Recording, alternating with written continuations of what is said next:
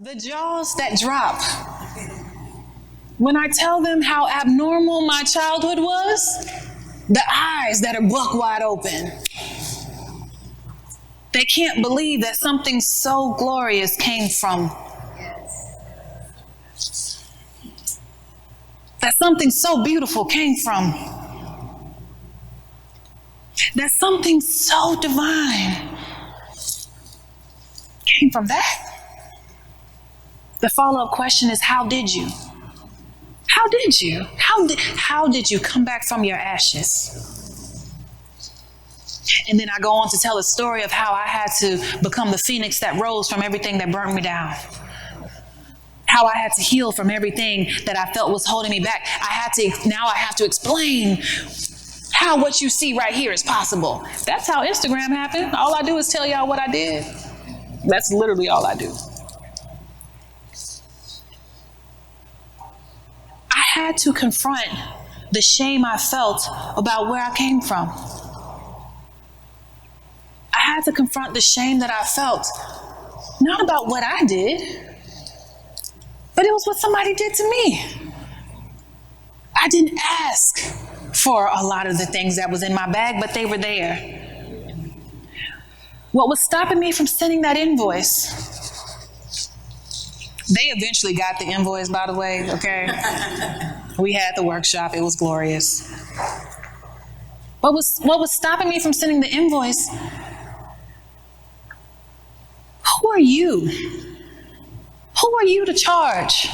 Who are you to ask for something in return? Don't they know you're damaged? You actually don't even deserve to be here if you look at the statistics. There was a who are you moment where I had to be like, well, who am I? Because the who am I is not what you do. It's not what did you accomplish. It's not what degree did you get. It's no, who are you when you're in the bathroom by yourself? Who are you when you're looking at yourself in the mirror and you haven't forgiven yourself for what you did 2 years ago? You didn't forgive yourself for the person that you let in your life that came through and wreaked havoc. You didn't forgive yourself for the thing that you said that caused harm to your partner. You didn't forgive yourself for pushing away that person who wanted to love you or the best friend relationship that you let die. You haven't forgiven yourself for the ways in which you're imperfect. And this is why you're having your who are you moment. Who do you think you are? My divine gentleness season happened when I gave myself permission to be perfectly imperfect. That I can be this glorious being, flawless. And also be a person who has a complicated past. That I could be someone who is great at what she does, skilled at who she is, gifted, and still be a work in progress. How do you get to a point where you bring it all to the forefront? You're not all good and you're not all bad. Learning duality. I'm allowed to be both. That I can be beautiful and great and magnificent and smart and complicated and my family crazy. I don't know how I'm going to bring this man home to meet my family because that's going to be a complicated conversation. Listen, we'll get through when we get there. Cross that bridge at that time. It all comes together. I don't have to pick and choose. And some of you have a pick and choose relationship with yourself. I love you when you're doing something good. I treat you with love and kindness and respect when you are performing a certain way. But what happens when you aren't performing? What happens when you have nothing to brag about or post on Instagram? What happens when it's just you? Listen,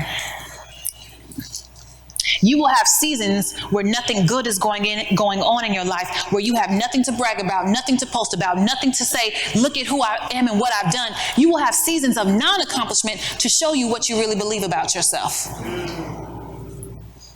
are you when you aren't achieving? Can you still stand before yourself and say, I'm proud? What makes that conversation hard, that task hard, is because I'm still holding against myself what I did, the decisions I made. When I came out of that relationship, my head was down, looking at the floor, shoulders heavy, because I did that to myself. I had finally realized I couldn't keep pointing my finger at him. Because mind you, 2 years in, I was like, now, Brittainy, I don't think this is him, sis. Like, I don't think God was in this at all. But we'd be like, but God, like, you can change. I can change. God, you said that if I prayed, you said that if I came before you, God was like, I wouldn't talk about that one. I didn't put my name on that. That was not,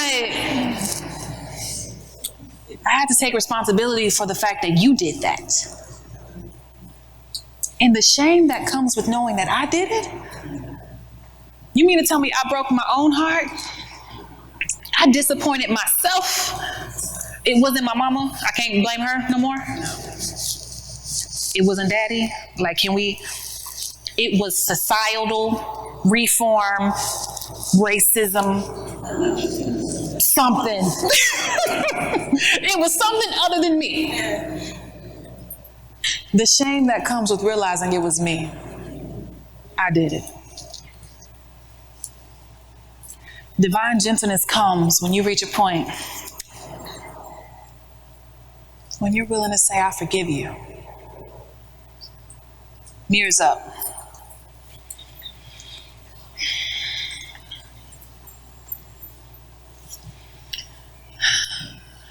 When you look in the mirror, I want you to see that thing you did. I want you to see the times that you feel you have dishonored yourself. You know that time when you let somebody have access to you who didn't deserve it? How about that time that you kept going back knowing that it was going to hurt every time? I want you to see how you talked yourself into doing what you knew was going to hurt you. I want you to see how you willingly allowed yourself to walk into situations that didn't honor you. I want you to see how you minimized yourself so that you could fit into somebody's life. I want you to see how you turned red flags green. I want you to see all the times you lied to yourself about what was going on in your life so that the pill was easier to swallow. And I want you to see all the times that you refuse to hold yourself accountable for making a new decision. Now, seeing all those things, I want you to look at yourself in your eyes and say, I forgive you. I forgive you for being too hurt to make a better decision. I forgive you for making you think that you were only lovable if you were discounted. I forgive you for not asking for what you were really worth.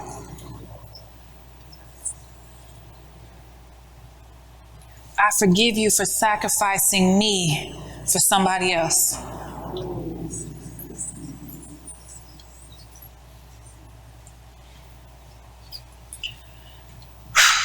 Take a deep breath.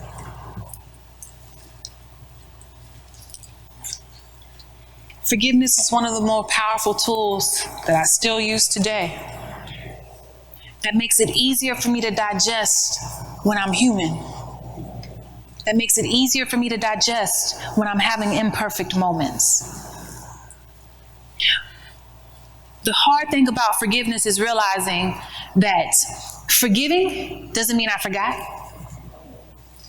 So you'll forgive yourself today, and then by the time you get home tomorrow in your shower, that thing comes back up again.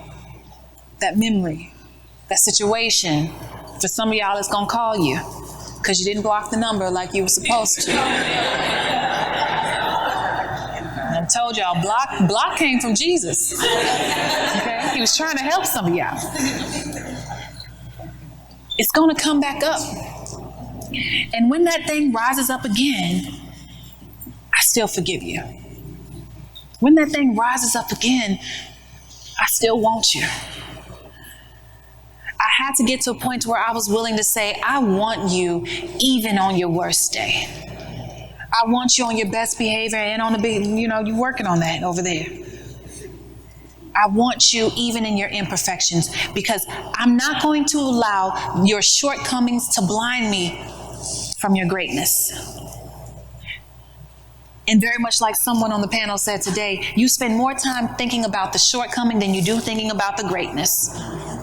Giving myself permission to move into my divine gentleness, I had to sit down and realize this chick that rose from the ashes, how strong is she that she was willing to bounce back from everything that tried to literally take her out? It wasn't by accident that that woman found me in Walmart. And if you don't start to see the divinity in who you are, that it's all a setup. What am I going to do with this person that I'm becoming? Who am I going to become? The transparency, the journey to transparency allowed me to reach a point where I was willing to move out of my pain long enough to find the purpose. Move out of what's wrong to finding out what can I do about it. From moving away of the story that I created, that Brittainy is the one who is victimized, that you get the short end of the stick. Because don't we create stories about our lives? I'm the victim. Bad things always happen to me. I'm never gonna get married. I'm never the one they choose. I'm always the one who's forgotten. Don't we create stories and then start making decisions that are in alignment with the story? And then we say, God, how could you? All right, I ain't gonna go there. I had to challenge the stories that kept telling me I was small. I had to challenge the stories that kept telling me, Brittainy, every time people tell you, oh yeah, we love how you talk, girl, they lying. They just said that because you cute. It was just one.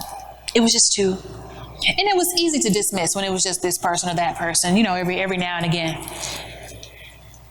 Moving into my season of gentleness, it came more frequently. It came nearly every day. Because when I moved into my season of divine gentleness, my walls were down, which meant people could see me. People can now see the light that I had behind the wall. People can now see the value that I was sitting on. People can now see what I brought with me when I walked into the room. And some of them were inspired by who I was, and some were intimidated by who I was. I didn't know who I was, so I was like, what is your problem? All I did was just show up. All I did was say something. But I heard the power in your voice before you did. I saw your light before you did. And understand that if people are intimidated by your light, they will attack it. And if you don't know who you are, you will take those attacks as confirmation of maybe I don't belong in this area. Maybe the attacks are coming because I'm not in the right lane. But maybe you are. And it's the imposters in that lane that are like, hey sis, we need you to move because you're making it real uncomfortable right now.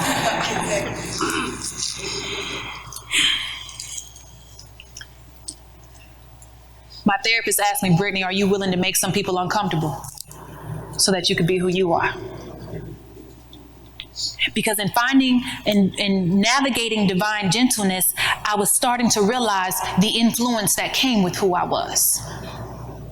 That if all I said was A, B, C, D, E, F, G, I bet you I could say it so so powerful, I will have people crying on by the time we get to S, okay? Somebody gonna drop a tear before I get to Z, okay? That's the gift.